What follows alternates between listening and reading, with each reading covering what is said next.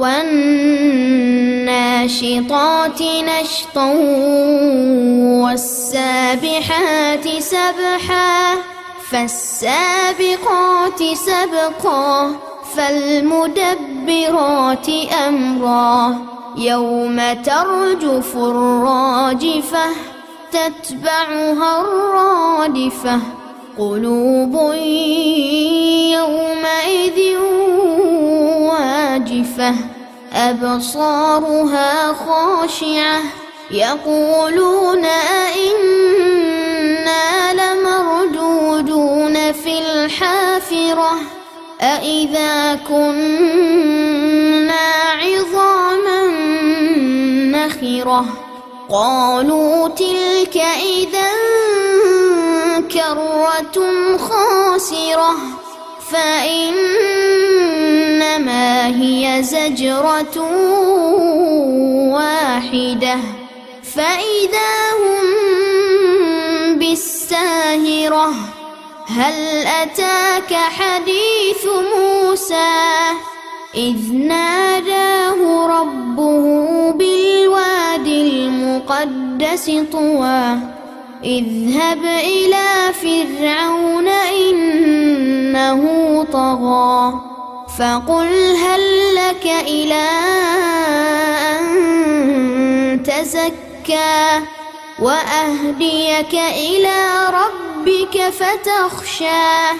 فأراه الآية الكبرى فكذب وعصى ثم أدبر يسعى فحشر فنادى فقال أنا ربكم الأعلى فأخذه الله نكال الآخرة والأولى إن في ذلك لعبرة لمن يخشى أأنتم أشد خلقا أم السماء بناها رفع سمكها فسواها وأغطش ليلها وأخرج ضحاها والأرض بعد ذلك دحاها أخرج منها ماءها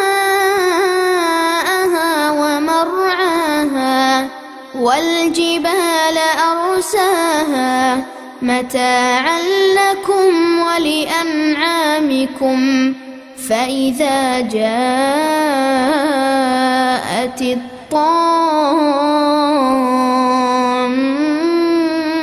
الكبرى يوم يتذكر الإنسان ما سعى وبرزت الجحيم لمن يرى فأما من طغى وآثر الحياة الدنيا فإن